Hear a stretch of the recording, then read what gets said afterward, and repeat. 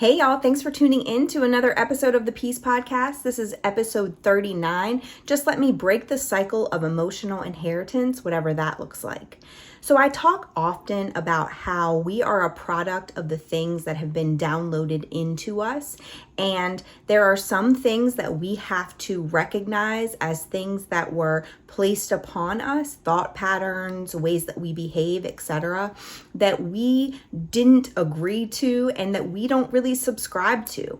And that we have to be able to recognize those things by self-assessing, by self-actualizing, and by understanding that even though in childhood those things may have kept us safe because we were conforming to the tribe that we were a part of, currently now, today, in your adult life, you don't have to conform to the ways of old. You don't have to believe those things. You don't have to subscribe to those things.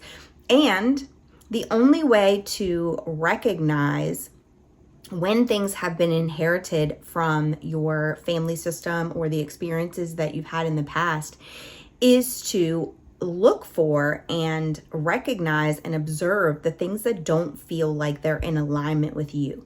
So if something feels off, like it makes you feel unsettled when you do it or think it or behave that way, it's probably because it's actually not in alignment with you, but it's something that you were taught to do in an effort to conform to the spaces that you were in.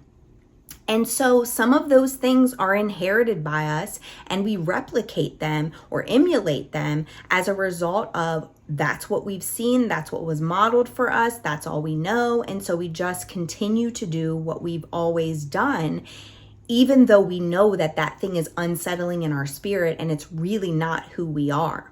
And so sometimes that looks like, simple things, what may feel like simple things, but it's really unhealed trauma that's been passed down from generations.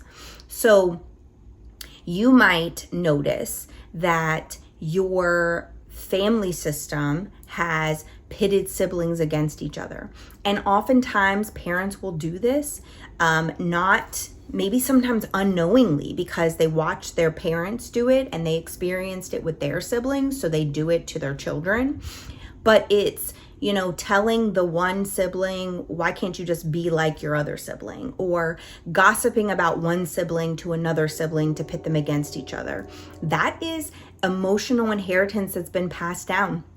Because you may not even actually know your sibling well enough to feel the way you feel about them because you've always just been told how you should feel about them. You've always just been prescribed the relational pattern that you're in as opposed to creating one for yourself.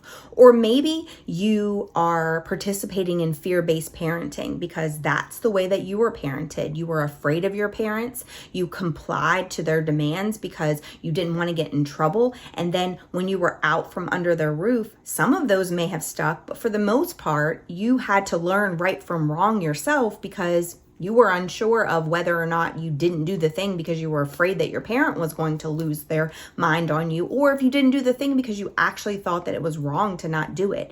And so now when you're parenting your own children, you parent them in that same fear-based scenario because you saw that it worked, right, for compliance when you were a kid, but maybe it's not the type of relationship that you want to have with your kids, and maybe it's not the type of parenting that you want to continue, but you just don't know what else to do because it wasn't modeled for you. Or maybe you're the type of person who, in the name of independence, is hyper independent to the point where you won't ask for help for anything because you watched this single mom that you had or this strong dad that you had never ask anybody for anything, which is not really the way we're supposed to live life because we're wired for connectivity. We're supposed to have a tribe. We're supposed to have the community that helps build your tribe and helps build your children up. And we kind of shy away from that if we've seen our parents be hyper independent and we didn't know that they were doing it as a product of the trauma that they experienced. Or maybe we are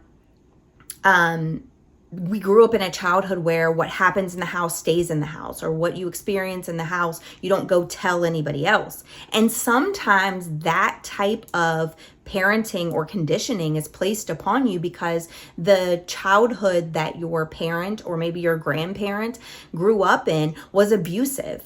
Maybe there was molestation in the household, and they placed fear on that person so that they wouldn't go out and tell the truth about what they were actually experiencing inside the household. And so even though that isn't your thing, it's been passed down as your thing. And so there's this story that I've heard, and I've actually told it to my kids, and it is the analogy that I always share when I'm talking about this, and it's the analogy of the ham in the oven. And so there's this story about this granddaughter who asks her mom why she cuts off the edges of the ham before she places it in the pan to put it in the oven. And so they're making, Easter dinner, and the mom cuts off the edges of the ham, and the daughter's like, well, those seem like, good pieces of ham. Like, why are we throwing those away? Why are we cutting those off? And the mom says, well, that's just the way that I was shown to do it.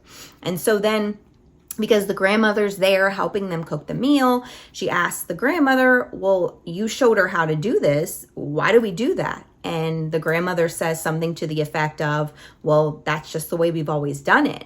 And so she was like, well, who showed you? Who taught you that way? And she was like, well, my mom did. So they end up having a phone conversation with this little girl's great grandmother, and she asked her the question, why do we cut off the ends of the ham? And the great grandmother shares that the reason that they cut off the edges of the ham is because when she first got an oven, the ham was much larger than the space that you could put it into the oven. So the oven was not as wide as they are today. And so they had to cut off the edges in order for it to fit. And so then the little girl says, well, we've been wasting ham for years because our ovens are bigger and it can fit now. And that is the same way that emotional inheritance works. It's what my great grandmother experienced in childhood. She became a product of that. And so she started to parent and operate in the world a certain way because of what she experienced. And then my grandmother experienced it too. And she started to have those same patterns in her actions and behaviors. And so then she passed it down to my mom, and then my mom had those same patterns and behaviors. That's why they call people cycle breakers, because the same thing that can be passed down in action, the same thing, like, how you'll have a man who's a mechanic, and then his son becomes a mechanic, and now they have this family shop that, because everybody's mechanics, that's a fortunate event of things being passed down. But when you have emotional scars that are passed down, then you also have the triggers that are passed down, and the protector parts that are passed down, and the toxic behaviors that are passed down, because we learn by what is modeled to us. And so if you want to be a cycle breaker, you first have to understand, what are some of the things that I'm doing that are emotionally inherited? What's been passed down generationally to me that I have recognized as unhealed trauma, but I don't really understand where it originated from? And so that might look like stonewalling when you're in an argument. So giving the silent treatment might be something that you saw your parental figure do to someone else, and so you thought that was the proper way to communicate. Or maybe it's yelling inside of an argument. If you grew up in a space where yelling was just a thing, and even if it didn't resonate with you, it still was the way we did things, you might find yourself doing that as well because you don't know how to regulate your emotions. So it feels like getting louder will help you be heard, because that's the way that people seem to be heard inside of your space when you were a child. Or maybe it looks like stuffing your emotions. Maybe you were in an environment where people didn't talk about their emotions, where they didn't allow space for emotions to exist, where emotions beyond happiness and joy were not allowed to be felt. And so therefore you feel like you're doing something wrong, or something is wrong with you because you have an emotion that isn't just happiness and joy. And the reality is, even those people were experiencing other emotions, they just weren't showing them to you. And so therefore, because it is considered an inconvenience by somebody who doesn't deal with their own emotions to have to deal with a child's emotions. They just made it so that you felt like you couldn't experience them. You weren't allowed to feel them. Or maybe gossiping is something that happens when instead of you dealing with the actual problem at hand, we gossip or vent about the problem, which isn't solution-based thinking, and it just perpetuates the problem. And maybe you grew up in an environment where you watched your mom or your dad tell the same story to, every family member, speaking about one other family member, which kind of goes back to the pitting siblings against each other. We do that with family members too, instead of just confronting the issue head on. And so maybe you have developed those tools of gossiping too, because it feels better to get it out, but you don't really know how to process it in a solution-based way because you've never experienced that in your life. Maybe you have silence around emotions. Maybe you're an overworker. Maybe there are some shame cycles that you're experiencing. So you feel guilt when you do something wrong because you were guilted by your parents, and then that guilt turns into you feeling shame about who you are instead of feeling like you should change the behavior, like something's wrong with me, not something's wrong with the behavior. Or maybe you're a perfectionist because you watched your mom or your dad put on the mask every day and walk out into the world as if they were perfect, even though you experienced them as not perfect. And so you learned how to do that as well. And maybe you learned that the only way that you could receive love is by being perfect. All of those examples are exactly what happens when someone isn't brave enough to be the cycle breaker, when someone isn't brave enough to question and interrogate the reality of the situation that they're in. And this is your permission to be brave enough. I know that I was the type of child who was super inquisitive, and I know that it drove everyone crazy because I always ask why, and I always asked the questions, and I always wanted to know answers to things that people just thought, well, this is just the way we do it. And I didn't understand why. And so I asked all the questions, and that was probably annoyance to a lot of people. And I felt like they were annoyed by me. But by being inquisitive, I was able to figure out and psychoanalyze, even at a young age, what was truly happening inside of the space and determine that that wasn't really in alignment with how I thought or felt. And I was okay with the fact that it wasn't in alignment, but it felt like the people around me were not. It felt like I was still forced to conform to something that didn't really feel right to me. And so as an adult, I became the person who psychoanalyzed all situations and wanted to know why people did the things they did and why things moved the way they moved and why people operated the way they operated. And so unintentionally, just by having the personality that was inquisitive, I became someone who was determined to break cycles. I'm not going to do things the way that they were done inside of my family system just because that's the way they've always been done, because we're wasting a lot of ham here. Just because our ovens weren't big enough 50 years ago. I'm not really sure if that's when ovens were created, but I'm pretty sure that sounds about right. Maybe it was a little bit before that. But inside of this space, you have to understand that you can break those cycles. You can break those patterns, but it takes a lot of self-assessing and it takes a lot of work. And I don't say that to deter you from it, because my hope for you is that you break all the cycles that are keeping you in the bondage that you've been experiencing, that is a result of the conditioning that you were experiencing as a kid. And I hope that all the downloads that have been placed on you are things that you can offload and become your true version of you without feeling any type of guilt or shame around becoming that version. But the way that we do that is not just by being aware. Self-awareness is a great part of it. But we have to develop compassion for ourselves, compassion for the reason that the cycle was created in the first place. But then we also have to make a choice to choose differently. You don't have to do things the way that they've always been done. And if that means that some people won't speak to you or some people have a different relationship with you as a result of it, then you have to ask yourself, is the relationship the way that it's been more important to me than me being in alignment with the way that I'm showing up in the world? And I promise you that your answer is probably going to be no, because what's pulling you into alignment is your spiritual being, your relationship with God, your internal knowing that says, this is who I'm supposed to be. And it doesn't look like what I've been taught to be. And so you can break the cycle by choosing something else. Pray about that experience. Pray and say, why does this feel so off to me? What should I be doing instead?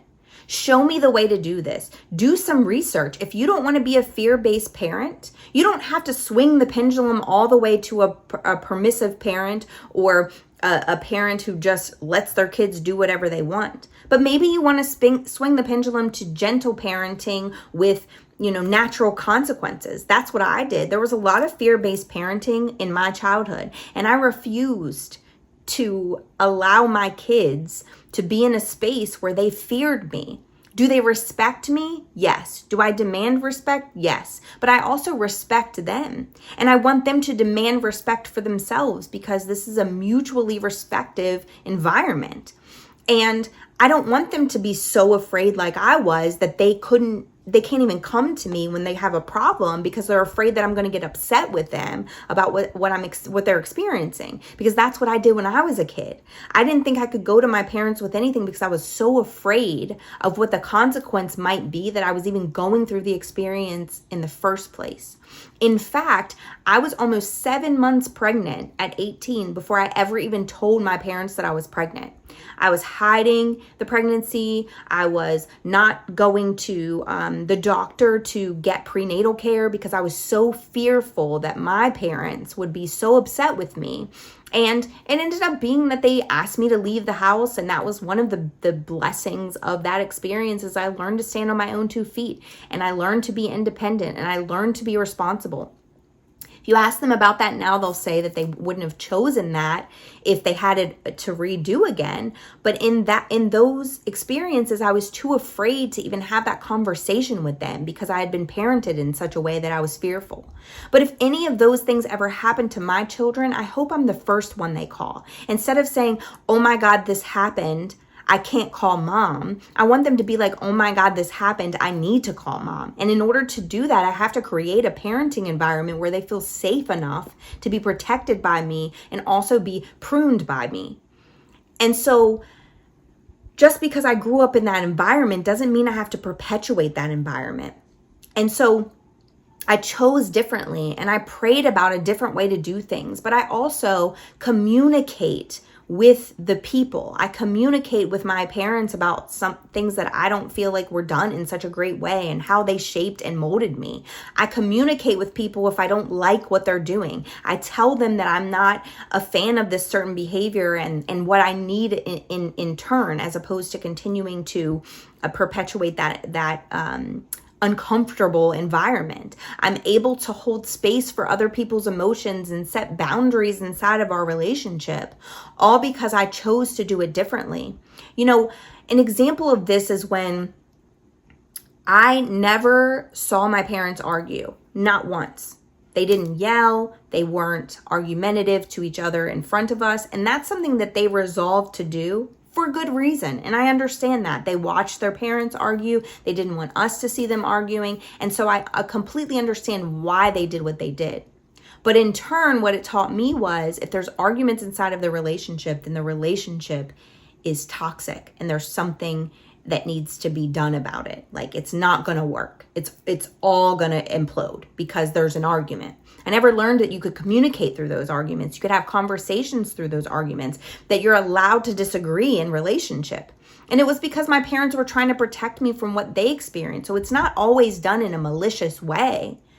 But when I started to interrogate reality, I said, wait, I want my kids to know that it's okay to disagree. It's okay to have an argument, and it's also okay to repair. So what I'm going to teach them is the rupture and repair technique. I'm going to teach them how when a rupture happens, you can apologize and you can have a conversation later that communicates how you want that to go if it happens again in the future, and how you wish it would have gone if you would have done it differently in the experience that you just had. And so all of those are choices to do something differently. I choose for my kids to understand that people can have bad days. People are allowed to have emotions. People are allowed to be cranky when they're tired. I say it's okay to have the emotion. It's just not okay to hurt people because of it. Instead of making them feel like any emotion other than happiness and joy is not acceptable in this house. There's space for all of it. And so if you're sitting in that space today, I would encourage you to ask yourself, What did I inherit emotionally from my parents or caregivers or my family system that I grew up in? And which pattern am I ready to release to break this cycle? Write it down, jot it down in your journal, really make a commitment, choose the top 3 for now so that you don't try to do this complete overhaul, and periodically check in with yourself. Am I doing the thing that I said I was going to do to break this cycle? And I will tell you, doesn't mean that you're never going to yell. If you said you weren't going to be a yeller inside of your family, it just means that when you do, you're able to point it out to your children or your family and say, you know what, I shouldn't have yelled. I was just overstimulated, and that's not an excuse for that behavior. So next time I'm going to try really hard to do this instead. It sounds simple, but it is really hard to apologize for the way that you were taught to be, but also choose differently and do things differently. You know, I remember the first time that I said, I'm not going to gossip about my sister anymore. Like, you can bring those things to me, but I think she's amazing. I'm sad that we couldn't have been best friends throughout childhood and all the way into adulthood, because I think we would have been great friends. But we're friends now, and we see each other now, and both of us understand why that happened. But we also vow to not continue it into this space. We understand that that was emotionally inherited for generations to be that way, but that we refuse to allow our relationship to be tainted by it. So sit in your space today, break out your journal, ask yourself, what are the things that I have inherited that are not in alignment with me? And what am I committing to changing those things? If you do that, put it in the comments so everyone else can see what it is that they think is odd about the cycles or the things that they're experiencing, but that they're not alone, that other people are experiencing these exact same things too. And maybe a strategy that you're going to use could just help somebody else and give them a strategy to use to help them break free from that experience as well. If this video resonated with you, please like and subscribe to my channels, share it. I'm on TikTok now, so go there, find me there. Share these videos with a person that you think it would help break free from the bondage that they're experiencing, because knowledge gained and kept to yourself is selfish, but knowledge shared with the world could just be what they need to break free from what they've experienced as bondage for decades now. And that is exactly my hope, that everybody can break free from those things that have chained us to our past, and that we can become the best version of us. So thank you again for tuning in. I appreciate you, and I'll see you again next time.